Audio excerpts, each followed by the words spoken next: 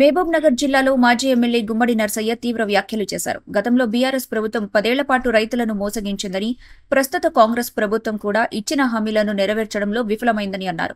2 లక్షల రుణమాఫీ మాటలకే పరిమితమైందని, యూరియా, డీఏపీ ఎరువుల కొరతతో రైతులు క్యూ లైన్లలో పడి వేధింపులు ఎదుర్కొంటున్నారని ఆవేదన వ్యక్తం చేశారు.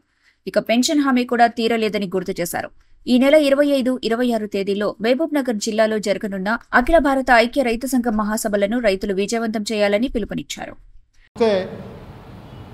నరేంద్ర మోడీ 10 సంవత్సరాలు దాటి మళ్ళీ మూడోసారి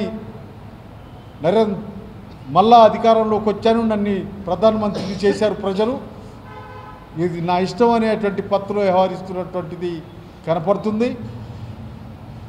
దాన్ని ఎడల ప్రజలందరూ మేల్కోవాల్సినటువంటి, ఆలోచించాల్సినటువంటి అవసరం ఏర్పడింది. ఈ ఐక్య రైతు సంఘం వాళ్ళందరినీ మేలుకోండి అని చెప్పి పిలిపిస్తుంది, సమాయత్తం కండి పోరాటాలకని చెప్పి పిలిపిస్తుంది. ఇక మన రాష్ట్రానికి వస్తే, మన రాష్ట్రంలో ఇంతకు ముందున్నటువంటి 10 సంవత్సరాల కాలంలో ఉన్నటువంటి కేసీఆర్ మూర్ఖంగా వ్యవహరించిండు, ఈ రాష్ట్రాన్ని ముంచే ప్రయత్నం చేసిండని చెప్పి ప్రజలందరూ నిన్న జరిగినటువంటి ఎన్నికల్లో కాంగ్రెస్ పార్టీని అధికారంలోకి తీసుకొచ్చారు. వాళ్ళు అధికారంలోకి రావడానికి అబద్ధాలన్నీ మాట్లాడారు, లేనిపోని హామీలన్నీ ఇచ్చారు.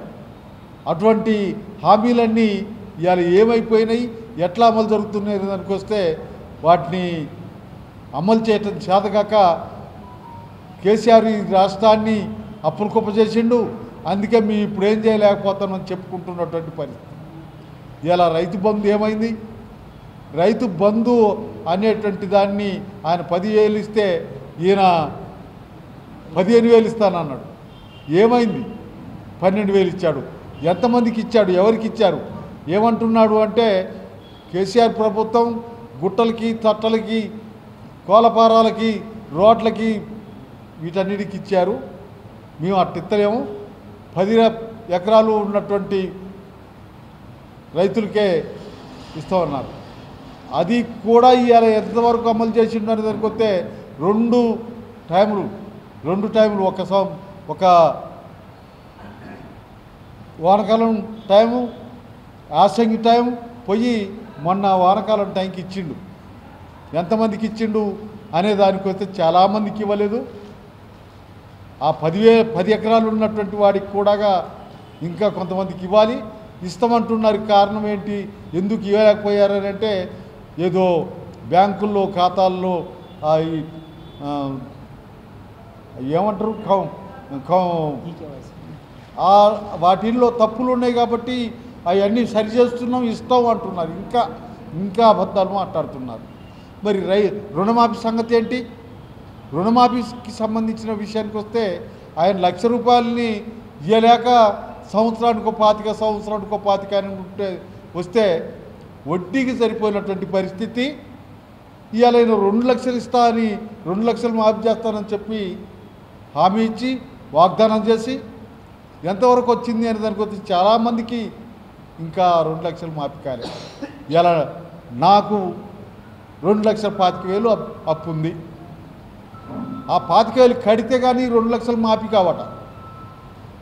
నువ్వు 2 లక్షలు మాఫీ చేస్తానన్నావు, 2 లక్షలు మాఫీ చేయి. ఆ 25,000 సంగతి ఏందని ఉంటే బ్యాంకోడు ఆ రైతు చూసుకుంటారు. నువ్వు 2 లక్షలు మాఫీ చేస్తారని 25,000 ఎగస్ట్రా ఉన్నాయి కాబట్టి అవి మాఫీ కాబట్టి వాడిని ఆదుకునేది ఎవరు? నువ్వు అన్న మాటకు అర్థం ఏంటి? అందుకనే ఈ రుణమాఫీలు కానీ, రైతు బంధులు కానీ ఇవాళ ఇంకా చాలా విషయాల్ని చేశారు. ఇవాళ విత్తనాలు అన్ని కల్తీ విత్తనాలు వస్తున్నాయి. ఆ కల్తీ విత్తనాలు అమ్మేవాళ్ళు రైతులకి అడ్డగోలు కట్టగడుతున్నారు. ఇవాళ వాళ్ళకి ఫెర్టిలైజర్ కావాలి, యూరియా కావాలి, డిఏపి కావాలి, ఇవన్నీ సక్రమంగా లేవు. ఏమంటున్నాడు? కేంద్రం నుంచి వచ్చేటువంటి సక్రమంగా రాలేదు, కొంతే ఇచ్చిండు, కొంత రాలేదు, ఇంకా దానికోసం మేము డిమాండ్ చేస్తున్నాం, దానికోసం లెటర్లు పెడుతున్నాం అని చెప్తున్నారు. వాళ్ళు ఇచ్చిండ్రా లేదా కాదు, నువ్వేం చేస్తున్నావు అని మేము అడుగుతున్నాం. ఇవాళ అందరూ ఆడ పోయి ఎండ కొట్టే దగ్గర ఎండకి ఇబ్బంది పడుతున్నారు, వాన పట్టే దగ్గర వానకి ఇబ్బంది పడుతున్నారు. ఆడ నిలబడలేక చెప్పులు బ్యాగులు ఆడ సీరియల్లో పెట్టిపోతున్నారు. ఈ పద్ధతుల్లో ఆ రైతాంగానికి అందాల్సినటువంటి ఫెర్టిలైజర్ కూడా అందనటువంటి పరిస్థితి ఏర్పడింది. ఇటువంటి విషయాల్లో వాళ్ళు చెప్పుకునేది ఏంటి, ఫ్రీ బస్ అంటాడు మహిళలకి, లేదు ఇంకోటి అంటే ఇవాళ కళ్యాణ లక్ష్మి ఏమైపోయింది, మరి వితంతువులకి ముసలోళ్ళకి ఇచ్చేటువంటి పింఛను 2000 ఇస్తాడు, నేను 4000 ఇస్తాను అన్నాడు. ఏమైంది అది? ఇప్పటి వరకు దాని దాఖలాలు లేవు. ఇటువంటి పరిస్థితులలో మన రాష్ట్ర ప్రభుత్వం పరిపాలన ఉంది. అందుకని వీటన్నిటినీ కూడా రైతాంగానికి ప్రజలకి వివరించాల్సినటువంటి బాధ్యత మా మీద పడింది. మా సంఘంగా మేము వాళ్ళని ఎంకరేజ్ చేయటం కానీ ప్రభుత్వ లోపాలని ప్రభుత్వ విధానాల్ని ప్రజలకు చూపించడంలో కానీ మా ప్రయత్నం మేము చేయాలా.